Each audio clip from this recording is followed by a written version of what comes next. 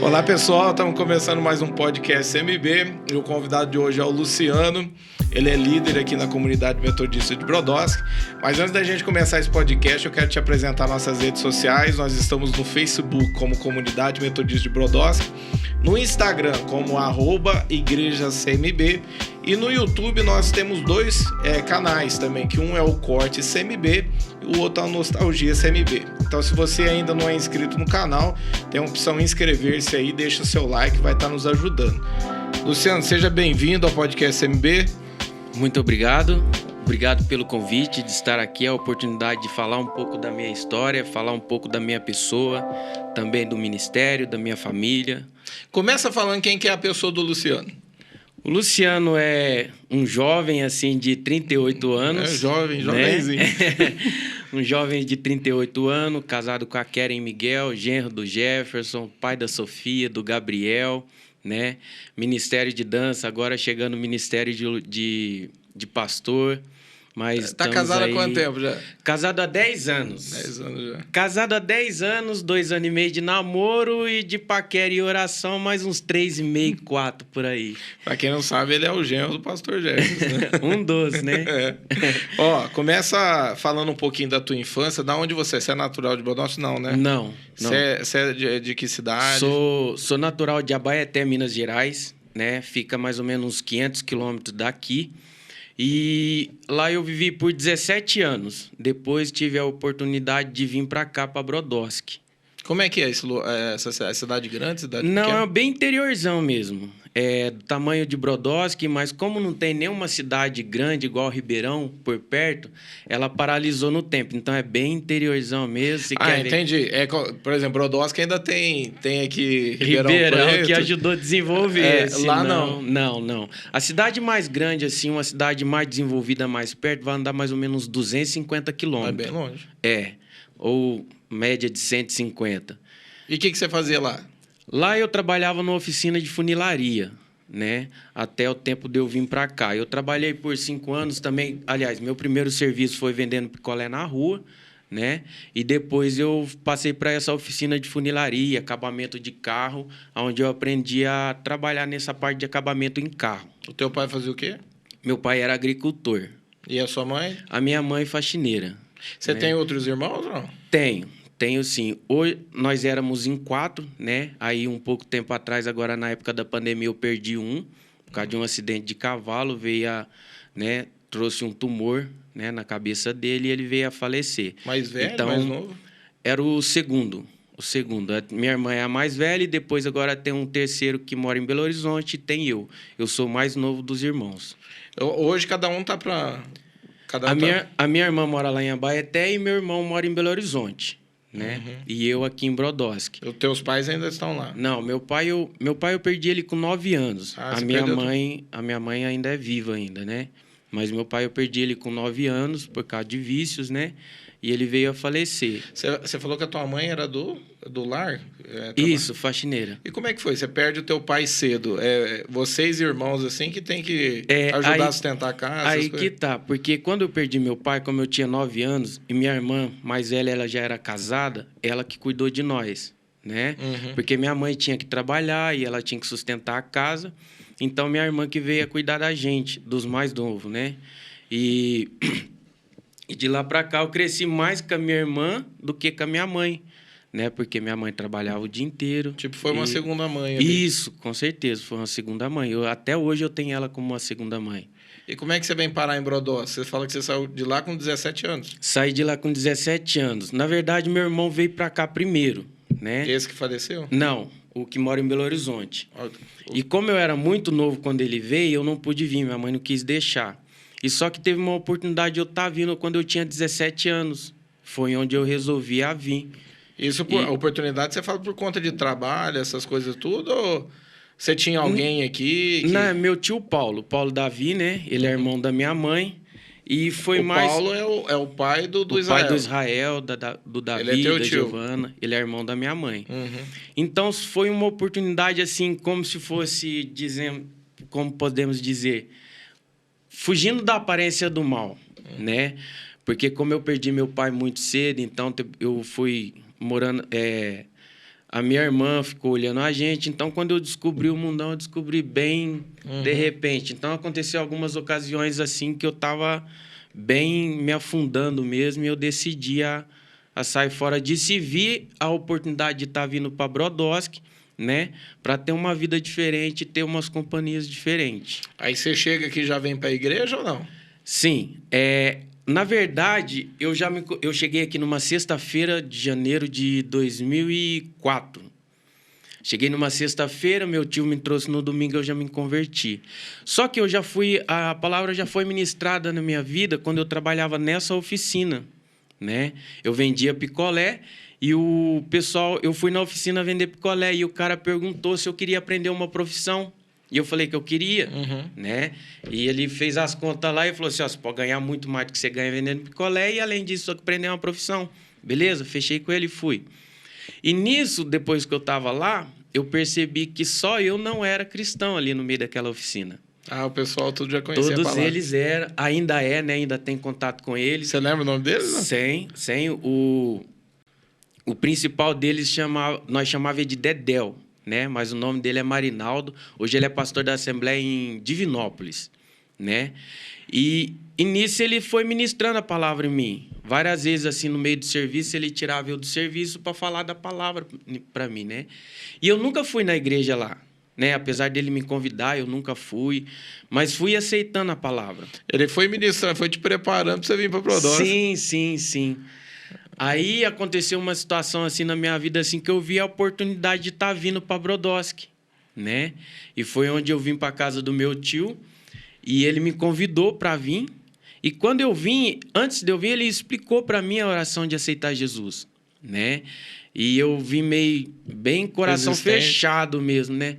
Só que quando eu entrei na igreja, a hora que eu entrei para dentro, foi como se fosse um lugar que eu já tivesse frequentado antes, né? Foi mais uma volta do que uma visita. Então, foi uma alegria muito grande assim no meu coração. E eu tive plena convicção que ali era o meu lugar, né? E eu entendi, depois que eu me converti, eu entendi que aquela semente, ela floresceu aqui. Entendi. Foi isso. O Espírito Santo já foi preparando o terreno. Isso. Através desses irmãos lá. E quando você chega aqui, você já tem esse encontro de... Foi muito automático. De repente, se você chega aqui antes, você ia resistir para poder vir na igreja, para poder... Com certeza. Assim como eu resisti o convite, né? Porque como eu não entendia, não tinha esses princípios, eu fiquei meio assim de estar vindo, né? Mas eu vim pelo convite do meu tio. Não, vou lá uma vez, vejo como foi. Porque ele não forçou a nada. Ele explicou, se você quiser, né? Ele me deixou bem espontâneo em todas as situações. Mas eu resolvi vir até hoje. E você teve aquele primeiro contato, aquela primeira experiência com Deus que te marcou? Cara, minha primeira experiência com Deus, assim, visivelmente, foi quando eu trabalhei... Meu primeiro encontro, né, que eu trabalhei... Não foi nem passando, foi trabalhando. Isso, foi trabalhando. Foi num encontro e eu estava trabalhando no apoio e lá tinha um cadeirante. E eles falaram assim, fica na cola dele. E eu ficava com ele para lá e para cá, com esse cadeirante, né? Ele era paralítico, né? Desenganado já pelos médicos, já fazia muitos anos. E eu acho que no penúltimo dia, eu até lembro o Pilão, o Dida, o Pica-Pau, a turminha ali do encontro, da intercessão, eles tinham tido uma revelação que era para orar por ele, que era para ungir, né? E nisso colocaram ele deitado, né, com as costas para cima, ungiram a lombar dele, oraram e ali a intercessão desceu em peso em cima dele, né? E falou assim que era para colocar ele de pé e ali eu ajudei ele a ficar de pé e eles falou assim, não, é para soltar ele, que é para ele ficar de pé sozinho e ali ele ficou de pé sozinho e o resto do encontro ele terminou sem a cadeira de roda. Olha, ele voltou a andar, Mas era alguma condição de tipo, era alguma doença, uma enfermidade que deu na coluna dele? Já andava? Não, foi alguma condição de doença. De doença, que deixou ele cadeirante. Isso, que deixou ele cadeirante. E aí orou e Deus curou ele ali. Orou e Deus curou ele ali. Foi a primeira experiência assim, que eu vi de Deus mesmo, que me impactou. E eu falei assim, cara, eu quero cada dia mais esse Deus na minha vida. né? E foi onde eu fui entrando cada dia mais na presença de Deus, procurando mais as coisas de Deus, e eu queria aquele milagre, né? Não só aquele milagre, mas aquele agir, né? Daquele milagre na minha vida. Quando que foi que você conheceu a esposa? Isso já foi logo no começo? Foi mais ou menos, porque quando eu vim, eu tinha dificuldade para frequentar a rede de jovens, né? Aí eu comecei a frequentar a rede de jovens, eu e o Natanael, filho do pastor Leonardo, né? E teve uma vez que o pessoal do Ministério de Dança fez uma apresentação, e eu já dançava antes, né? Eu já tive contato, eu sempre dancei dança de rua, e eu falei assim, cara, que é legal, velho. Porque quando meu tio me convidou para vir, a primeira coisa que eu perguntei, eu falei assim, poxa, lá tem bateria? Lá tem guitarra? Eu fui perguntando essas coisas mais de peso. E ele falou assim, não, tem tudo isso lá. E eu entendi que não era tão tradicional. Por conta disso. Você conhecia a igreja tradicional e falava, bicho, porque quem ministrou a palavra na minha vida foi pessoas de igrejas tradicionais. Entendi. Né? E quando eu cheguei aqui, eu era bem doido mesmo. Andava com o cabelo black, bem grandão. As roupas, tudo roupa larga. Aquele negócio de dança de rua mesmo, sabe? E eu falei assim, foi uma das coisas que me impedia de ir na igreja deles lá. Porque de ter que mudar todo o teu estilo. Não, de jeito nenhum. Portanto, eu perguntei meu tio, eu já falei, não vou trocar de roupa não, irmão. Eu vou do jeito que eu tô. Ele falou assim, vai do jeito que você tá, que Deus quer o seu coração. E eu vim, né? E teve uma rede de jovens que eles fizeram uma apresentação. E eu já cutuquei o Natanael, chamei de Nata. Eu falei assim, Nato, o negócio é louco, vou ficar aqui. Né? E terminou a apresentação, terminou a rede, eu cheguei na Emily, eu falei assim, como é que faz para ir? Eu era bem malandrão mesmo, cara. Nossa! Como é que faz para participar desse bagulho aí? Quer estar dentro desse negócio aí, sabe? Você tem que fazer isso. Mas por quê? Vixe, aí eu comecei a contestar os procedimentos, os princípios, né? Porque a gente de como chegar lá. Porque a gente que vem do mundo, a gente não segue princípios, né? Uhum. Então, a gente não está acostumado a seguir princípios. Eu falei assim, vixe, pegação no pé, já não quero, né? Mas vamos ver, vamos fazer um teste. Posso fazer um teste? Pode. Aí nós veio um ensaio, eu vi o pessoal ensaiando. Aí depois o segundo, continua vindo no ensaio. Aí eu fiz alguns passos de break, assim, eles gostaram muito. Não, continua vindo no ensaio. E até eu, moldar aquele momento de conversão, eu fiquei só no ensaio. E nisso eu já conheci a Keren, né? E comecei a conversar com ela. Mas ela era também da dança? Ela era da dança também. Aliás, me enganou, né? Que eu imaginava que tivesse uma pessoa casada comigo que dançasse também. Foi só entrar pro ministério, vazou fora. Aí ela era da dança também, então comecei a conversar muito. E ela tinha facilidade para fazer alguns movimentos de break. Falei assim, vixe, cara, nossa, é ela. Ixi, hoje já brilhou. Aí eu sempre tive, né? Vou pôr uma calça balão nela, um tênisão, uma faixa na testa e é ela. E ela já era meio doidona também, sabe? Aí a gente começou a conversar, ela é uma pessoa muito amigável, a gente começou a conversar e dali foi. Aí eu conheci o Matheus, que o Matheus já frequentava lá há décadas, sei lá, né? O Matheus, acho que tava desde pequenininho lá. O Matheus é o cunhado. Tava no pé da dama. O Matheus é o genro primogênito. Genro filho, nasceu lá dentro. Aí eu comecei a conversar com o Matheus, andar com o Matheus, e ele ia pra lá também. Eu falei assim, vixe, fechou. Vamos embora. Aí a gente morava junto, porque quando meu tio mudei pra casa do meu tio, morava na Coab 2 e morava perto do Matheus. Então eu ia pra lá e nós descia pra lá, pra casa do Jefferson. Aí foi amizade. Aí teve uma vez que ela já estudava biologia, eu resolvi fazer faculdade, comecei a fazer educação física, a gente ia e voltava embora no ônibus e foi. Mas vocês conheceram então, foi no... Conhecer mesmo assim foi no Ministério de Dança, né? E quando a gente começou a estudar junto, a fazer a faculdade junto, a gente já tinha esse conhecimento que futuramente a gente, né, já estava no propósito de namorar mesmo. Quando então a gente fazia a faculdade. Se falando já a respeito disso. Quando estava na faculdade, sim. Mas no início, assim, que a gente começou, que eu frequentava a casa dela, não. E como é que foi a experiência ali de você começar a namorar, aquele primeiro contato, primeiro beijo, como é que foi isso?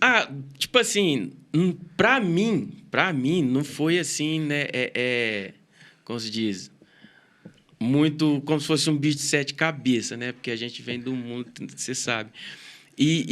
Mas para ela, né? Porque eu sou uma pessoa que eu respeito muito também, né? Então eu entendi, ela, tipo assim, ó, namoro aqui é assim, funciona assim, assim, assim, né? Não, bora, né? Vamos. Eu acho que mais o bicho de sete cabeças foi mais conversar com o pai dela, né? Por ser o E aí, conta isso aí, como é que foi? Então, cara...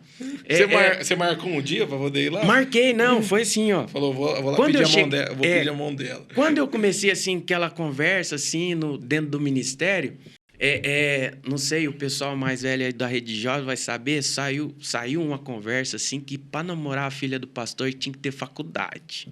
Né? Tinha que ter faculdade. Eu falei assim, vixe, não vai rolar, não. Não gostava de estudar, cara. Eu não gostava. Vixe, matava a aula, fugia da escola.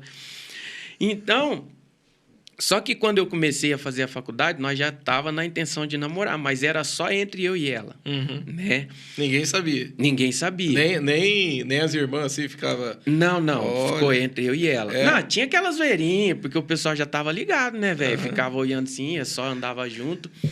Mas aí chegou, você vai precisar pedir meu pai. Eu falei assim, vixe, tem isso também? Aí tem mais coisas que você tem, né, que seguir. Aí eu fiquei pensando assim, poxa, cara, e agora? Eu pedi o pai dela, o pastor principal da igreja, agora, velho, o que eu vou fazer? Porque, cara, para começar, não tinha nada, né? Não tinha nada. Chegou com uma mão na frente, outra.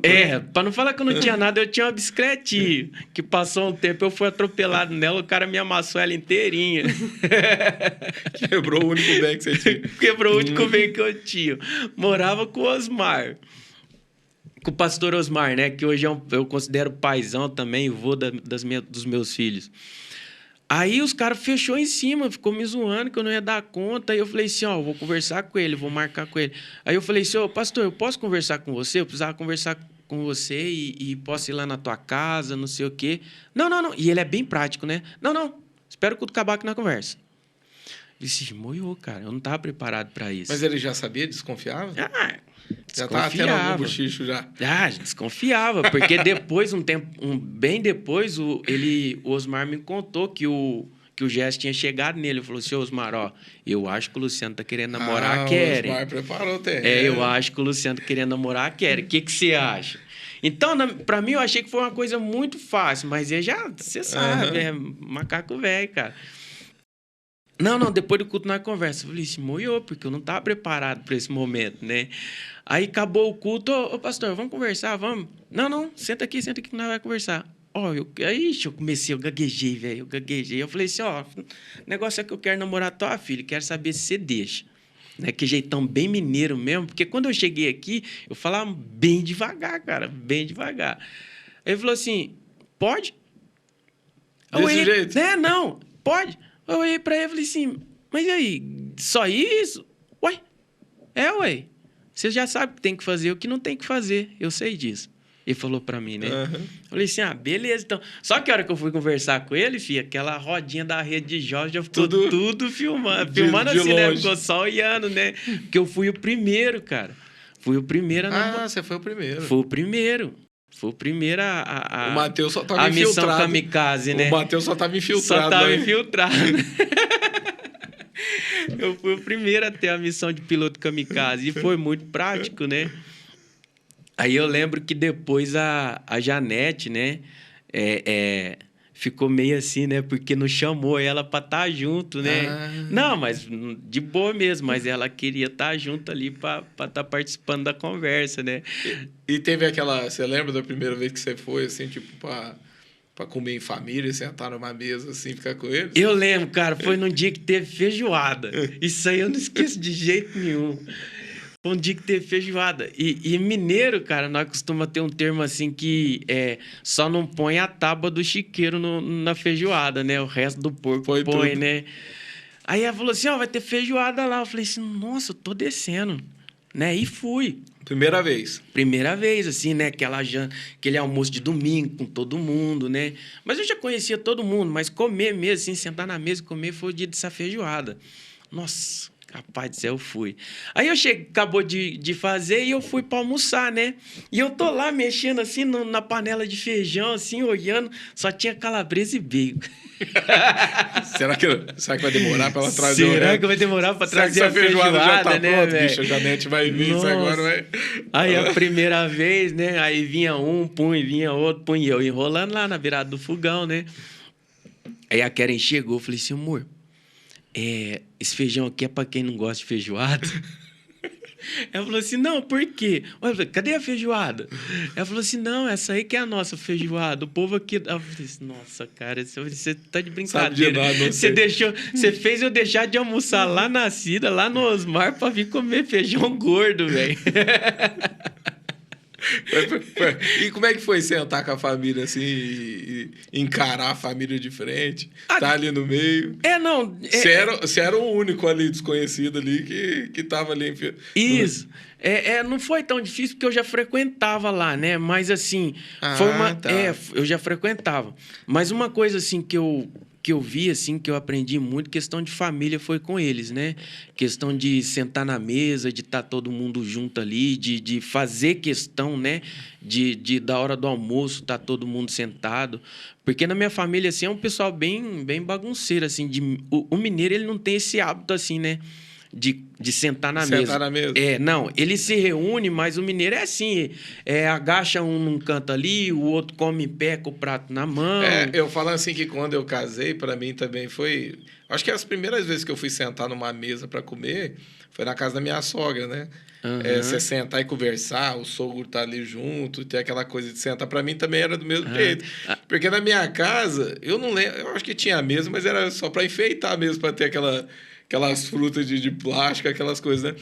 Porque a gente pegava o prato, pegava na mão, assim, ia pra frente da televisão, sentar no sofá e assistir, ou um ia pro quarto comer, era desse jeito. Isso. Então também não tinha isso aí, não. Eu lembro, assim, que eu fiquei esse meio assim, porque mineiro também, ele gosta de comer de colher, né? Até hoje, cara, eu só como de colher.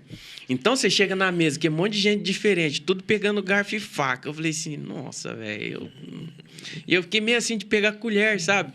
Aí eu peguei o garfo e a faca, comecei a comer. Eu falei assim, gente, vocês não vai dar não. Desculpa aí, me arruma uma colher aí que eu não dou conta de comer com isso aqui, não. Aliás, eu até consigo, mas eu não me sinto à vontade, sabe? Eu gosto da colher e prato fundo.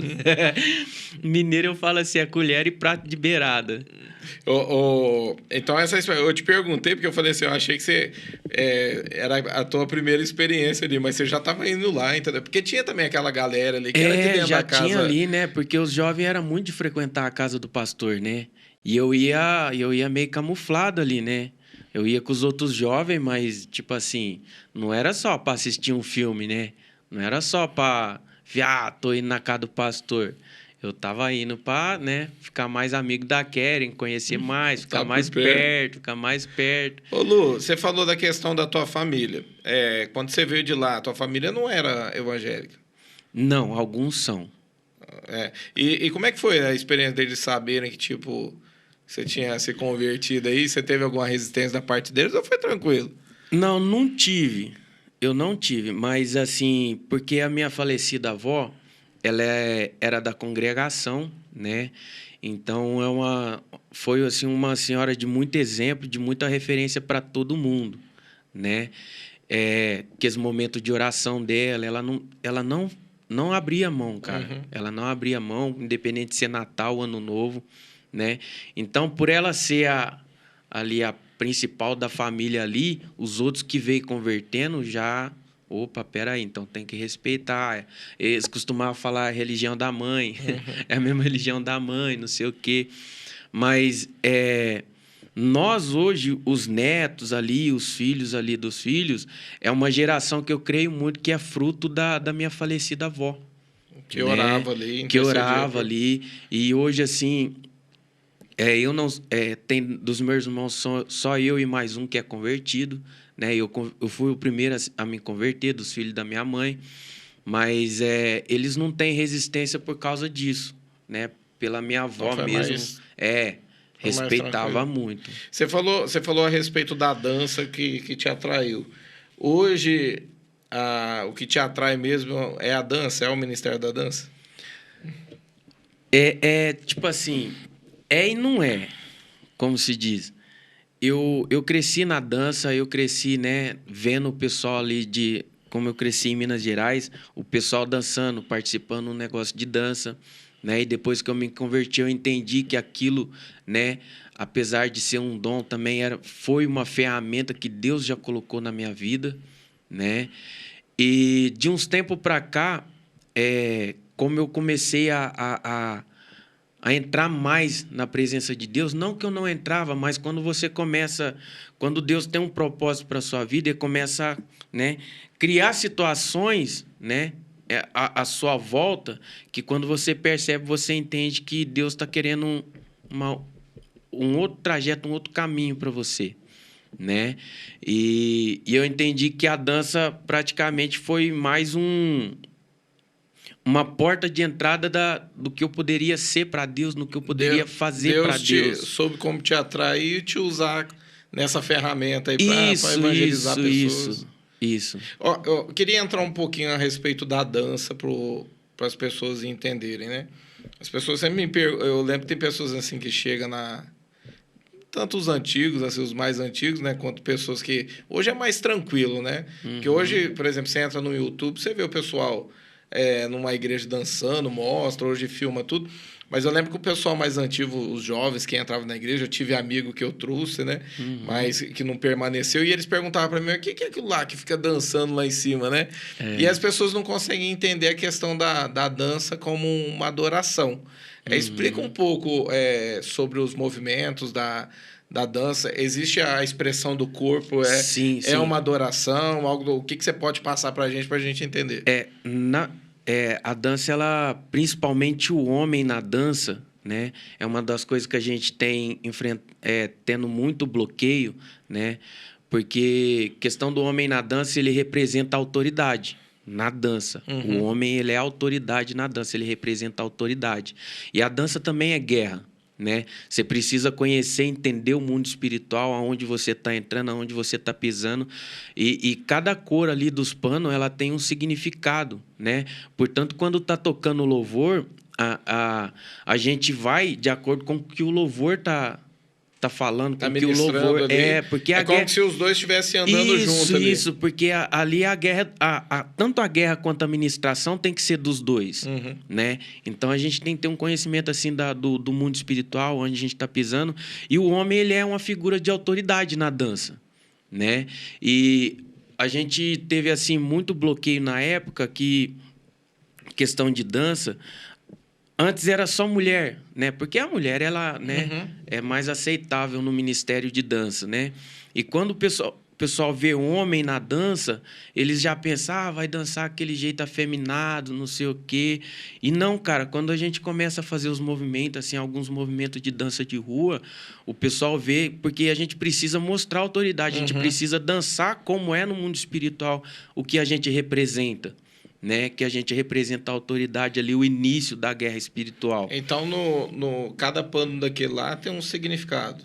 Cada pano, ele tem um significado. Tipo assim, um rio de Deus. Isso, azul, rio de Deus, né? O fogo vermelho, do Espírito. O vermelho, o sangue de Jesus. O sangue de Jesus. O branco, o Espírito Santo. Às vezes eu acho o bonito. O bronze, às vezes quando como é um louvor que tá com muita guerra ali, que negócio... Você sente que o céu parece estar meio fechado. Né? Você tem que pegar, tem também os vasos. Você pode ver que às vezes a gente usa um vaso, a gente tem um vaso ali que as meninas fez. Ali, né? Também é um símbolo. Coloca ali um pano amarelo ali, derramando óleo.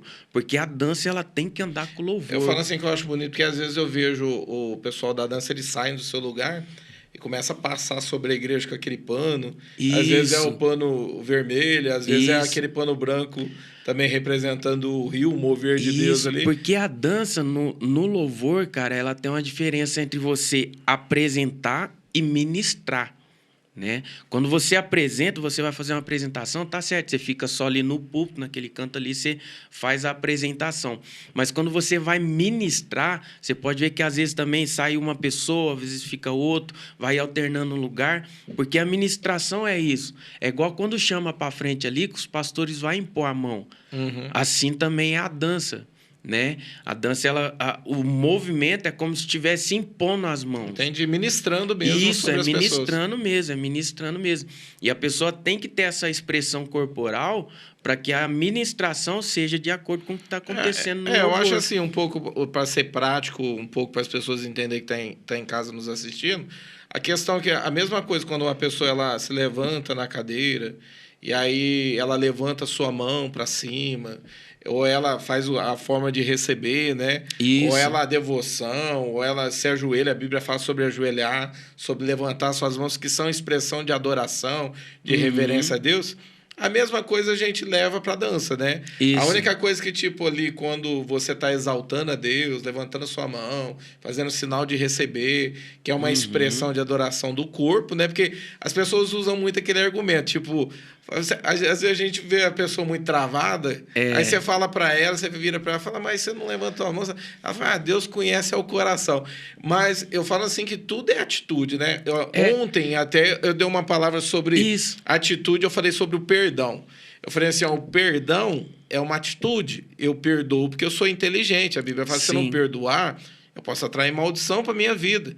Então, primeiro eu entro numa atitude de perdoar. E depois eu tomo essa atitude e aí eu começo, vou me limpando, chego na pessoa, de repente o sentimento está lá, mas a partir do momento que eu tomo a atitude, vai embora.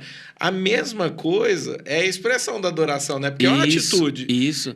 E às vezes a pessoa usa esse argumento, né? Tipo, Deus conhece o coração, ele não precisa disso. Conhece, mas aí você para pensar também, Deus conhece o nosso coração, ele sonda até o mais profundo, né? Só que ele quer ver uma expressão de sentimento, ele quer ver uma expressão da tua vida, né? Ele já sabe o que você quer, ele já sabe o que você precisa, mas você, né, assim, igual nós que somos pais, nós conhecemos a necessidade dos nossos filhos. Mas às vezes nós não chegamos nele e falamos assim, filho, o que você quer ganhar? Filho, o que você quer? O que o papai pode fazer para você? Assim é Deus. E assim é na dança. Nós temos que ter uma expressão de movimento ali que representa. Eu, por exemplo, tipo assim, cara, eu tinha dificuldade em dançar as músicas de adoração. Eu gostava só em música agitada. Quando eu comecei a dançar música de adoração, eu tenho uma visitação tão grande do Espírito Santo. Isso é legal você falar. Você sente essa visitação? Sinto, com certeza. Portanto, eu me acostumei tanto em dançar de olho fechado. Eu me acostumei a dançar de olho fechado. Porque como eu decorei o espaço que eu tenho ali, eu danço de olho fechado porque eu sinto que não é eu. Não é eu. É como uma pessoa que prega, ele está sendo ministrado pelo Espírito Santo. Assim como nós dançamos e nós entramos na presença do Espírito Santo, é ele que está ministrando. Legal. Então, quando eu fecho o olho ali, eu sinto que o meus movimentos estão sendo coordenados por ele. Bacana você falar. Eu lembro que uma vez eu comecei a fazer aula... mesmo a expressão ser dirigido pelo Espírito Santo. Isso. Eu comecei a fazer aula com um cara em Ribeirão, muito conhecido, o Snoopy. Cara muito bacana. E um dia eu cheguei nele e falei assim, Snoopy, eu queria uma dica do que fazer num momento de adoração, no púlpito, não sei, conversando com ele. Aí ele falou assim, Luciano, por mais que eu te ensino o que você tem que fazer, os passos que você tem que fazer, se você não tiver comunhão com o Espírito Santo, não vai fluir. Entendi.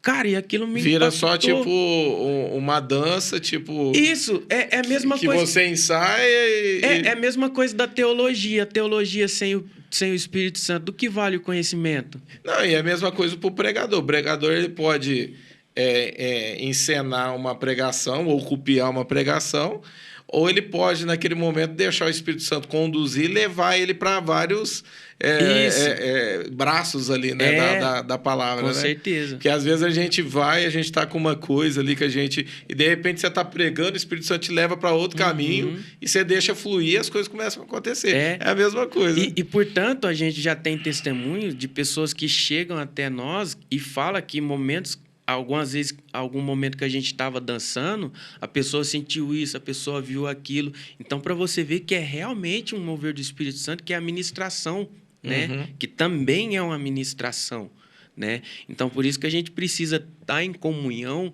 e a gente entender como que funciona o mundo espiritual, né? Às vezes a pessoa, é só dança, tá ali só mexendo os panos. Não, de jeito nenhum. É muito sério o esquema da dança também. E eu falo assim, essa questão que você falou de fechar os olhos, uma criança, quando ela entra, né? Eu tenho 2 meninas que fazem parte aí do Ministério de Dança, elas ficam muito preocupadas com a roupa, muito preocupadas, tipo, de olhar para outra e fazer tudo igual. E aí eu sempre vou conversando com elas, né? Isso, eu falo para elas assim, ó, falei, ó, é bacana, porque é um crescimento. Eu acredito que vai evoluindo, né? E a criança vai aprendendo, vai se aprofundando mais.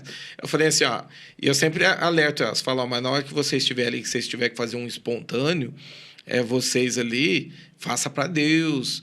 Não fica olhando a igreja, né? E aí a minha mais velha aconteceu dela já ter essa experiência dela se soltar e fazer para Deus. Por quê? Porque eu ficava dando uns toques. Eu falava, vocês não estão dançando para a igreja.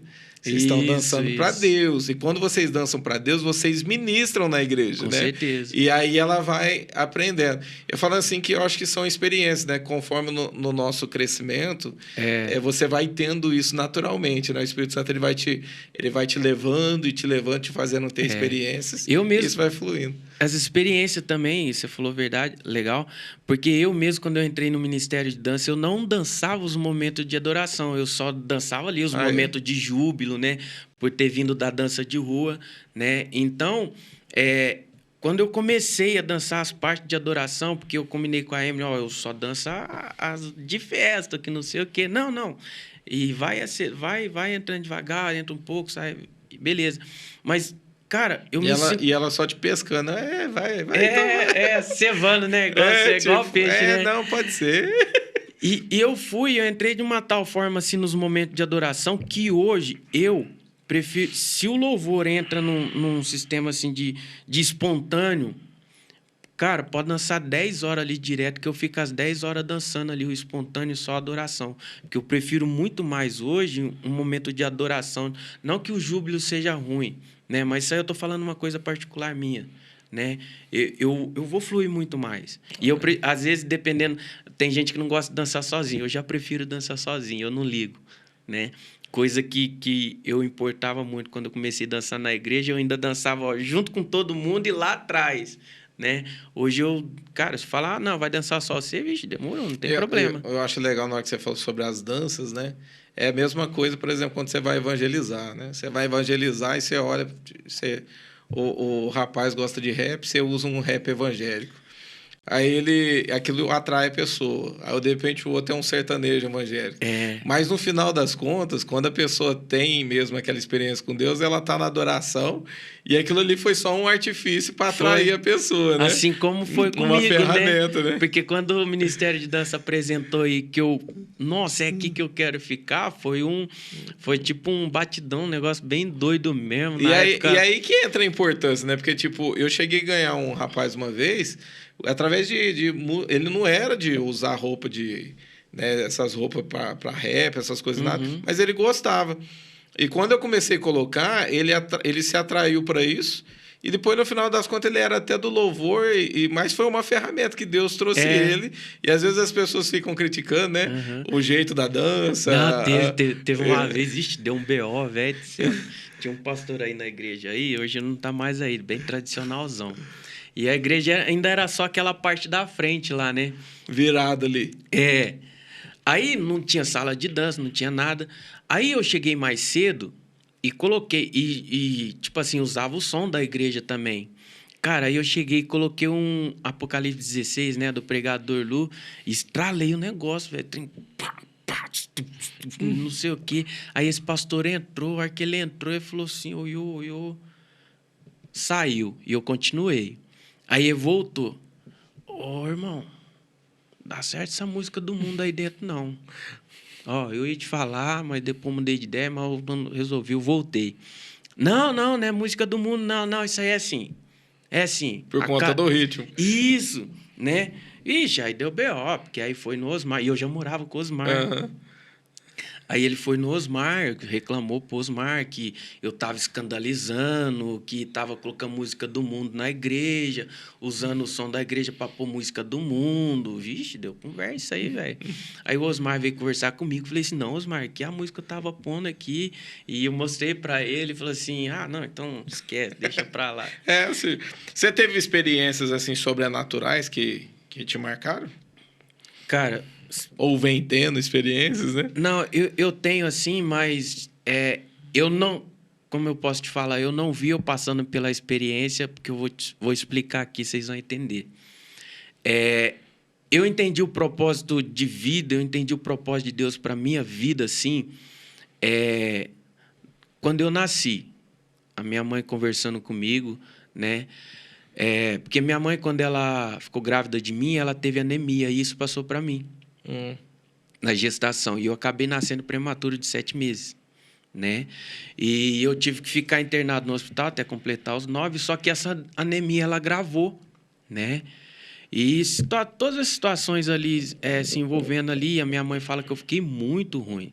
Diz que não tinha nem veia assim no braço para colocar soro, eles colocavam em veia do pé, veia da cabeça, né? Então, minha mãe fala que foi assim... No fiozinho mesmo, para mim voltar lá para cima, né? E eu lembro que minha mãe falou assim, que entrou uma mulher no quarto e ela estava chorando muito, né? Que os médicos falaram para ela se agarrar à fé. E essa mulher falou assim, eu posso orar para o teu filho? Não, você tem fé? Perguntou para minha mãe. Minha mãe falou assim, não, eu tenho, é o que eu estou tendo agora que os médicos pediu para me agarrar na minha fé. Uhum. Eu posso orar pelo seu filho? Né? Ela falou assim, pode. Aí minha mãe falou que ela foi lá, orou, né? Pôs a mão em mim, na onde eu estava ali, naquela mesa do hospital, na cama do hospital, e orou por mim, né? E minha mãe falou assim que no outro dia, quando os médicos vieram, assim, porque era todo dia, era direto, porque eu estava muito ruim, então de hora em hora tinha médico, mas no outro dia que os médicos vieram para fazer outra avaliação em mim, já foi uma avaliação para já tirar os aparelhos. Que eu já... Deus já deu uma resposta. Aí, isso. Daquela noite, daquele dia para o outro que ela tinha orado, Deus já respondeu, né? E também a fé da minha mãe, né? Por ela ser autoridade sobre a minha vida, que ela, né, deixar essa mulher orar por mim. E ali eu entendi que ali já começou o propósito de vida, né? O propósito de vida, o propósito de Deus na minha vida, né? E aí eu melhorei, completei os 9 meses, depois fui, né, para casa. Portanto, muitos parentes que eu visito hoje, eles desacreditam de me ver, né, e ter aquela imagem de quando era criança. De quando eu era criança, né, no hospital. E dali eu, né, passei por muitas coisas. E depois que eu me converti, eu fui tendo cada vez mais experiências assim, tipo, ver assim, né? Você anda muito nesse lado profético também, você gosta, né? Então, aí muita coisa na minha vida acontecia e, tipo assim, eu sou muito cauteloso em falar as coisas, né? Eu sou muito cauteloso para não deixar esses negócios ser movido, para não ser emotivo, né? E algumas visões que eu comecei a ter, alguns sonhos que eu comecei a ter, eu não falava, eu não contava, algumas visões eu não contava. Às vezes Deus me dirigia para dar uma palavra para alguém e eu ficava com isso para mim, né?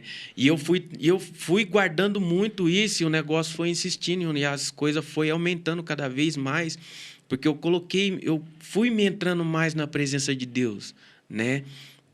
Eu fui adentrando mais na presença de Deus. E eu entendi que aquilo realmente era uma coisa do Espírito, não de emoção, coisa, né, para me enganar, para me trazer um espírito enganoso. É aquela coisa, a gente entrega e vê que o resultado, né? E a resposta. Isso. Aí você olha e fala, opa, né? Isso é de Deus. Eu lembro uma experiência que eu tive, eu fui com o pastor Jefferson numa igreja em Jardinópolis, né? E o cara falou assim, depois eu quero que você ore pela minha cunhada. Não para mim, falou para o Jefferson, né? E o Jefferson foi e falou que ela estava tendo muito problema de enfermidade, né? Que estava com a dor no coluna, que não sarava, já tomou tanto... E essa história. E o Jefferson orando, ela estava assim, coisa de uns 5 metros. E eu conversando com esse rapazinho, né? Eu e ele conversando enquanto o Jefferson orava. E eu conversando com ele, o Espírito me chamou a atenção para eles ali orando. E eu fiquei olhando ali ele orando, e o Espírito Santo começou, né? Perdão. Ela precisa liberar perdão. Ministrar em você que ela precisava. Isso. E não era nem comigo, era o Gerson que estava orando por ela. Né? Aí eu falei para ele assim, ela precisa liberar perdão. Essa dor que ela tá nas costas é espiritual. Ela precisa liberar perdão. Ele falou assim, ô louco, varão. Ô louco, varão. Então, hora acabar ali, você vai falar para ela. Aí, chamou ela, né? Eu falei assim, o Espírito Santo testificou, ministrou no meu coração, que é para te falar que você precisa liberar perdão. Essa dor que você está é espiritual. Não vai adiantar você ficar tomando remédio, você precisa liberar perdão. E ela ficou assim, meio olhando pro ar, pensando, nada. Não, eu vou ver certinho. Mas não falou nada, né? E depois o Gerson mandou uma mensagem no grupo da família lá, dele testemunhando que a moça chegou em casa, né? Pensou certinho e lembrou de uma pessoa que tinha, né? Ferido ela, guardou mágoa, e ela ficou muito magoada com essa pessoa. E ela foi até essa pessoa, liberou perdão, falou, eu te perdoo, né? E apazigou o negócio ali, cara, não sentiu mais dor nas costas. Sumiu. E ele mandou uma mensagem pro Gerson para agradecer, né? Então, foi a partir dali que eu entendi que aquilo, né? Que essas experiências, que isso que eu estava passando, que eu comecei a passar, né? Realmente era coisa do Espírito, não para tornar uma coisa... O Espírito Santo estava te usando. Isso. Que realmente estava me usando. Mas também que quando eu, né, vejo alguma coisa, que eu tenho alguma visão, que eu tenho, né, algum sonho também, não é assim que eu já saio correndo e pensando, né? Às vezes eu oro e às vezes seguro até o final do culto para ver se aqui... E eu não falo para ninguém, né, isso, não falo para ninguém, deixo só em pensamento mesmo. Se continuar testificando, eu vou e entrego, né? São experiências novas, assim, que eu tô passando, assim, que tá me deixando com mais sede da presença de Deus e fazer a obra de Deus. Eu ia te falar isso, você está com um trabalho em Cravinhos, né? Trabalho em Cravinhos. Faz quanto tempo já que você está lá? Já faz um ano. Um ano que você está lá, Já faz né? um ano. É uma igreja começando, uma igreja nascendo ali. Isso. Você chegou a ter experiências ali, estando no campo de batalha. Você tá num lugar mesmo bem, assim, né? O bairro, bem pesado ali e tal. Bem pesado, sim. Você chegou a ter experiências ali? Porque a gente está falando essa parte profética. Pessoas que chegaram ali pedindo oração. Tem algo ali que, de repente... Sim, chegou um espírito lá para tumultuar a comunhão que a gente faz no final do culto ali, né? Tinha um cara lá fora e ele estava embriagado, né? Aí... A gente, sempre depois do culto, a gente leva umas coisas para comer lá e a gente fica lá comendo e conversando. E ele lá, tumultuando, só que ele não entrou. Nós chamávamos ele para entrar, ele não conseguia passar da porta ali. Eu já entendi que não era só uma embriaguez. Tinha algo espiritual. Né? Ele não entrava. Dava sinal para ele entrar. Não vou entrar aí, não. Bêbado. Bêbado. Aí terminou o culto, aí eu fui lá fora conversar com ele. E conversando com ele, ele começava a falar assim, o que você está fazendo aqui? O que você está fazendo aqui? É uma obra que a gente está começando. Isso aí eu já sei. Já sabe? Vamos entrar lá com a gente. Não. Insistindo ali com ele. Ele olhava para a porta assim, ficava copiando a porta. Não, aí eu não vou entrar, não. Aí eu comecei a ficar mais perto dele, fui chegando mais perto dele.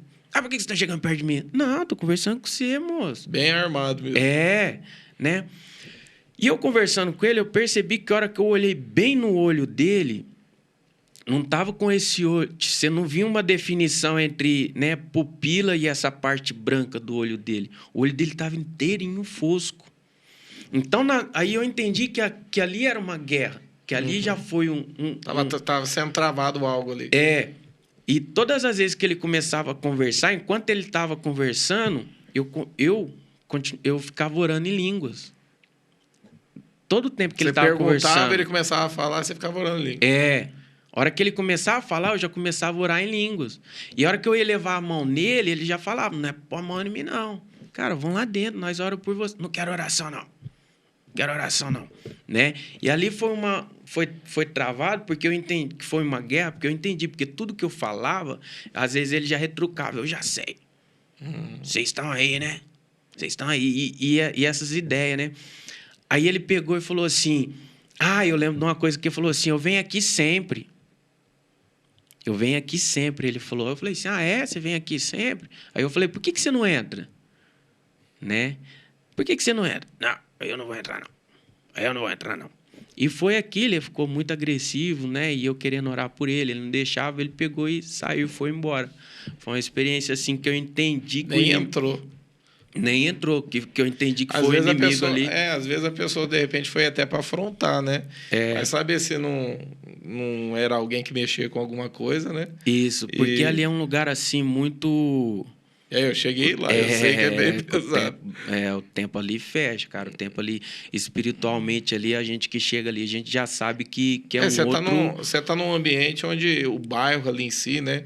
Tem muita boca de fumo, tem né? Muito ponto de droga, né? Tem muito ponto de droga, tem muito pai de santo lá, cara. Agora, os pais de santo andam na rua, assim, parecendo que tá desfilando, né? E tá tendo muito isso, a gente tá percebendo. E o engraçado é que na onde a gente tá ali com a igreja, os 4 cantos que contorna a igreja, os 4 cantos é biqueira. Eu percebi isso. Os 4 cantos é biqueira, né? E... Eles ficam na esquina, né? Às vezes ali estão até ouvindo, estão sendo ministrados, porque até aquele dia que eu fui ministrar lá, eu lembro que o Sr. Rubens já tinha saído, tinha pegado uma turminha, ele vai lá no meio e prega, o outro fica escutando de longe. Um dos caras da biqueira lá deu uma ceva nele lá esses dias. Deu uma chuva, cara, e eu chamei ele pra dentro, ele não quis ir. Ó, pra você ver o cara, que o cara se expõe, né? Ali vendendo ali na esquina e não saía da chuva. Na esquina da frente, não saía da chuva, cara. Aí eu peguei e dei sinal pra ele, ele veio, né? Eu falei, senhor, tem um negócio aqui pra comer, come aqui, né? Dei bolo, dei café. Ele falou, senhor, vou querer café aqui à noite. Eu, não, cara, o que você quiser aí, você come aí, vamos comer com a gente aí. Eles varam à noite, né? Ele vara à noite. Ele falou assim, eu não sou daqui não, sou de Ribeirão. Aí ele falou assim, eu tô ligado na correria de vocês aí, o que vocês estão fazendo. Eu falei, senhor, vem uma noite com nós aí. Não. Tranquilo, eu agradeço, né? Conversou e eu não forcei nada, né? Não forcei nada. Dei um copo, enchi um copo de café no talo para ele assim, né? Dei uns pedaços de bolo para ele, ele agradeceu pra caramba. E a hora que ele foi embora, eu, né? Falei, pessoal, ó, se eles não querem ouvir a palavra, eles vão comer a palavra. Eles vão comer a palavra, né? Porque todas as vezes vocês estão ministrando, né? Tá ministrando, eu falo assim, o pessoal da macumba não dá comida consagrada para a pessoa, nós vai dar a palavra. E o interessante é que a Bíblia, nesse ponto, assim, tem atitude que vai falar muito mais alto do que qualquer palavra que você falar, né? De repente, esse contato que ele teve com você, de você demonstrar esse afeto pela vida dele, esse cuidado pela vida dele, e ali alimentar, oferecer algo de comer, de repente fica marcado nele, porque, de repente, se ele fosse ouvisse uma palavra toda, não mexeria nele pelo fato da tua atitude de cuidar, de ministrar na vida dele. Né? Eu imagino o frio que ele não deve ter passado, porque dali ele não ia poder sair, né? Porque ele já estava bem molhado, né? Tava sem coisa para comer, eu deixei ele comer lá e depois dei coisa na sacola para ele, né, passar a noite ali. E eu acredito assim que, igual você falou, eu acho que deve ter impactado muito mais do que ele ter ficado ali ouvindo a palavra. Ô Lu, você crê num avivamento? Sim. Eu creio assim num avivamento tanto, né, principalmente pro Brasil, né? Eu creio assim, você sabe porque eu estava conversando com a pastora Janete, com a sogra esses dias. Você percebe, um exemplo, o que aconteceu na Segunda Guerra Mundial, né? Quando teve a Segunda Guerra Mundial, não espalhou gente para todo lado? O Brasil hoje, ele é o país com nação mista, de maior número de nação mista, é o Brasil. Vou chegar lá. E eles falam também que a maior concentração de evangélicos também está no Brasil, né? Está no Brasil, né? E a América é o próximo palco do avivamento, né? A América do Sul. E o avivamento, eu creio assim que, né? Ele vem assim após uma perseguição, sim, com certeza, né? Porque é muito mais fácil você orar quando as coisas, o bicho tá pegando de que tá legal, né? Né? E eu acredito, porque na perseguição, porque se houver a perseguição, vai acabar com as igrejas. Acabando com as igrejas, vai aumentar o fogo dentro de casa e dali partir. E eu acredito assim que no avivamento vai sair no Brasil e vai atingir o mundo por causa disso. Por causa das nações que tem reunido aqui. Né? Eu vejo muito isso, um avivamento acontecendo no Brasil e todas essas nações aqui reunidas, né, saindo e voltando para suas casas de uma forma avivada. Né? Eu acho interessante também, o Brasil chegou a pegar uma onda, né, de avivamento que foi ali nos anos 90, mais ou menos, e nós estamos presenciando isso agora também, né? Um novo movimento, aí, uma onda também que tem que crescer. Eu falo assim que eu fico impactado, porque às vezes eu sou do culto da manhã, né, ali junto com o pastor, né? E às vezes eu venho pregar no culto da noite e eu fico surpreendido do tanto número de pessoas. Às vezes eu fico impactado porque eu olho, tipo, não conheço ninguém. Em pouco tempo, assim, coisa de um ano e meio, 2 anos. Foi mesmo. Tanto de pessoas que chegaram, que se converteram. Ontem nós teve uma experiência no culto, né? O número de visitantes está muito grande, né? De ter 9 pessoas aí, né? Que estavam ali. No final a gente fez a oração aceitando Jesus. Eu também creio do mesmo jeito. Eu creio que eu creio no avivamento. Eu creio que a igreja ela é forjada na perseguição. Não vai ser uma coisa ruim, porque aí a igreja vai estar focada num único sentido de ganhar vida e não vai estar dispersa, né? Porque no tempo bom a gente acaba folgando, se dispersando com muitas coisas. É o exemplo assim da pandemia, né? O que aconteceu na pandemia, né? A pandemia ela trouxe muitas pessoas assim para Deus. Verdade. Trouxe muito, né? Eu mesmo assim, eu sempre fui assim uma pessoa que gosto de ter contato, de estar envolvido com pessoas, né? Então eu mesmo não gostava quando era aquele culto transmitido, eu achava muito ruim, cara, né? E depois que acabou a pandemia, que o pessoal começou a voltar, é isso aí, o número de visitantes está aumentando muito, né? É verdade. Está aumentando muito, né? E isso já é um sinal que o pessoal está entendendo, né? Que esse mover está chegando. É como se tivesse, né? Às vezes tem gente que percebe que vai chover pelo cheiro, né? Verdade. A pessoa já, opa, vai chover. Ou pelo tempo, né? Opa, vai chover. Então, isso é uma forma das pessoas estarem entendendo que vai chegar um avivamento que elas não podem ficar de fora. Amém. Né? Que elas não vão ficar de fora. Né? E eu oro muito que minha família esteja dentro desse avivamento. Eu faço a mesma oração. Eu falo assim, eu falo minha família é o pessoal em Minas Gerais, porque a minha casa, né, já nasceu no berço, né, já nasceu na igreja. Seus filhos, né? Meus filhos, aliás, os 2 já teve experiência, né? O Gabriel com a volta de Jesus, a Sofia já conversou com Jesus. Se tiver tempo, depois eu conto. Né? Então, eu quero que a minha família a gente está encerrando, mas fala essa experiência que eu achei interessante. A tua menina, ela chegou, né? Contar para vocês. O primeiro foi o Gabriel. O Gabriel, quando ele tinha 3 anos, a gente chegou do culto e ele começou a apontar para o céu e falar, tá vindo. Tá vindo. E eu não entendia direito. Teu menino com quantos anos? 3 anos. Só o pessoal que está em casa entender. Com 3 anos. E ele tava com a chupeta na boca e eu não entendia. Eu falei assim, Gabriel, tira a chupeta que o papai não tá ouvindo. Aí ele começou a apontar para cima, tá vindo, tá vindo. E eu tirei a chupeta dele. Quem que tá vindo, filho? Ele, Jesus. Olha que legal. E naquilo, já me emocionei. Filho, ele tá vindo, papai. Ele tá vindo. E ele apontava e falava, lá ele, papai. Lá ele. Com 3 anos. E isso a tua menina depois? Isso. A Sofia, um dia a gente estava conversando, né? E ela pegou e falou assim, papai, eu vi Jesus aqui em casa. Filha, você viu Jesus? Eu vi Jesus. E aí, como que ele é? E ela começou a descrever, e ela pegou e falou assim, papai, ele é muito bonito. E ele conversou comigo, né? E ela descreveu a roupa dele, né? Aí falou assim, uma coisa que me chamou a atenção nele, papai, que a roupa dele era branca e tinha umas partes vermelhas na roupa dele. E ele falou assim para mim, papai, que sempre estará comigo. Olha que ele bacana. Nunca já... É tremendo, né? Né?